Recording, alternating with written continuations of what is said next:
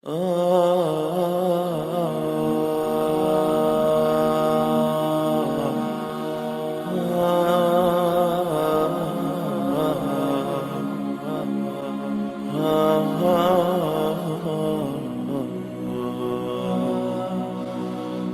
حدیبیہ کے بعد کا واقعہ، ابو سفیان نے ابھی اسلام کو قبول نہیں کیا. حضرت بلال کو بہت غصہ تھا. ساری زندگی ابتدائی انہوں نے اذیتیں برداشت کی. خود نبی کریم کہا کرتے تھے کہ اسلام میں ایک وہ دور بھی تھا جب میرے اور بلال کے علاوہ کوئی اذیتیں نہیں تھا اٹھاتا.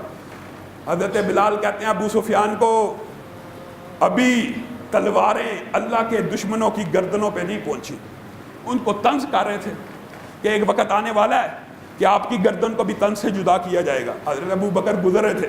کہا کیا کہتے ہو قریش کے ایک بزرگ کے بارے میں، قریش کے ایک سردار کے بارے میں، قریش کی اتنی بڑی شخصیت کے بارے میں یہ الفاظ کہتے ہو؟ میں تمہیں منع کرتا ہوں، میں تمہیں ڈانٹتا ہوں. آج کے بعد ان کے ساتھ اس طرح کے الفاظ نہیں کہنے، چاہے اسلام قبول کیا ہے نہیں کیا. قریش میں ایک معزز ہستی ہیں. ویسے بھی صلح حدیبیہ ہو چکی ہوئی تھی. نبی کریم صلی اللہ علیہ وسلم کو پتہ چلا کہ حضرت ابو بکر نے ان 3 اصحاب کو یہ کہہ دیا. نبی کریم صلی اللہ علیہ وسلم نے حضرت ابو بکر کو کہا ابو بکر ایک بات میں کہتا ہوں، اگر ان تینوں میں سے کوئی ناراض ہو گیا نا تیرا رب تجھ سے ناراض ہو جائے گا. نبی کریم صلی اللہ علیہ وسلم اولین اسلام قبول کرنے کے بارے میں کس قدر حساس تھے، اور تم صحابہ کے بارے میں جو مرضی بکواس کرتے جاؤ. حضرت ابو بکر نے بلال، صہیب یا سلیمان کو کئی لفظ کہا برا، صرف روکا ہے. تو نبی کریم کہتے ہیں اگر ان میں سے کوئی تجھ سے ناراض ہوا تو اللہ ناراض ہو جائے گا. اور تم صحابہ کو جو مرضی کہو، اور تم سمجھتے ہو کہ اللہ تم سے ناراض نہیں. اللہ رب العزت خوش ہے.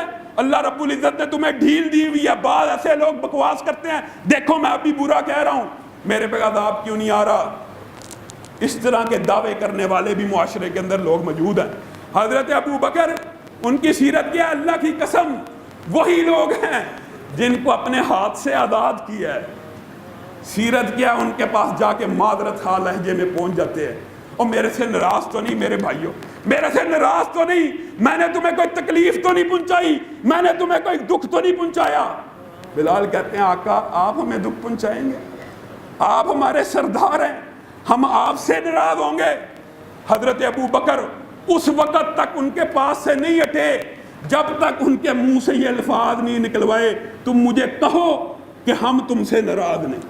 کیونکہ نبی کریم صلی اللہ علیہ وسلم نے مجھے کہہ دیا ہے اگر ان میں سے ایک بھی ناراض ہو گیا تو اللہ ناراض ہو جائے گا. اسی وقت حضرت ابو بکر ان سے معذرت کر کے اپنا معاملہ دنیا کے اندر سیدھا کر کے جاتے ہیں. اور حضرت ابو بکر کے نبی کریم صلی اللہ علیہ وسلم کے بارے میں حضرت ابو بکر کا جو حمیت تھی وہ کس قدر زیادہ تھی. حضرت عائشہ سگی بیٹی ہے نا، سگی بیٹی ہے. حضرت عائشہ کا ایک مرتبہ بیدا کے مقام پہ ہار گم ہو گیا. پورا لشکر رک گیا، پورے لشکر کو رکنا پڑا، ہار گم چکا، ہار گم ہو گیا. صحابہ نے حضرت ابو بکر کے پاس آ کے شکایت کی کہ آپ کی بیٹی اتنی لاپرواہی کرتی ہیں، اب ایسی جگہ پہ ہم بیٹھے ہوئے ہیں کہ پانی نہیں ہے، محمد الرسول اللہ صلی اللہ علیہ وسلم کس طرح وضو کریں گے؟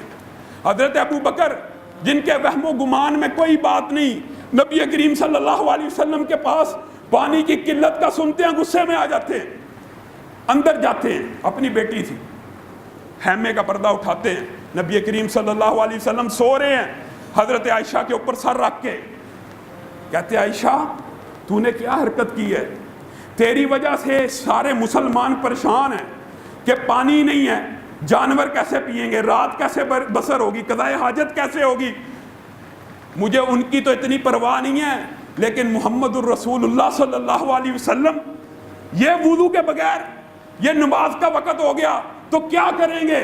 اور حضرت ابو بکر نبی کے لیے اتنا پریشان ہوتے ہیں، اپنی بیٹی کو ہلکا ہلکا مارتے ہیں. اور زور سے کیوں نہیں مارتے؟ حضرت عائشہ خود بیان کرتی ہے مجھے اس لیے زور سے نہیں مارا پیٹ کے اندر کہ اگر زور سے مارا نبی کریم صلی اللہ علیہ وسلم کی آنکھ نہ کھل جائے. لیکن اللہ کا کرنا دیکھیے، یہ حضرت ابو بکر کی خاندان کی اسلام کے لیے خدمات اور اسلام کے اوپر جو احسانات ہیں ان کا تذکرہ ہے۔ اللہ رب العزت نے آسمان سے تیمم کی آیتوں کو نازل کر دیا۔ جب آیات تیمم کی نازل ہوئی صحابہ خوش ہو گئے، صحابہ ہنسنا شروع ہو گئے، اور حضرت ابو بکر کو کہنے لگے ابو بکر یہ تیرے خاندان کا اسلام کے اوپر پہلا احسان نہیں ہے، اس سے پہلے بھی بہت برکتیں ہیں جو تیرے خاندان کی وجہ سے نازل ہوئی۔ آج عائشہ کے اس عمل کی وجہ سے اللہ رب العزت نے آسمان سے وحی نازل کر دی۔ مسلمانوں کے اوپر آج تک جو تخفیف ہوئی ہے، آج تک اگر پانی نہ ملے تیمم کے ساتھ نماز پڑھنے کی جو اجازت ہے اس واقعے کی وجہ سے۔ اور ہوتا کیا ہے، یہ اللہ رب العزت کو کی حکمت تھی، ہار گما کوئی نہیں، اونٹنی اٹھی اسی کے نیچے ہاتھ پڑا تھا۔ اللہ رب العزت صحابہ کا احترام کرنے کی توفیق عنایت فرمائے، حضرت ابو بکر کا احترام کرنے کی توفیق عنایت فرمائے۔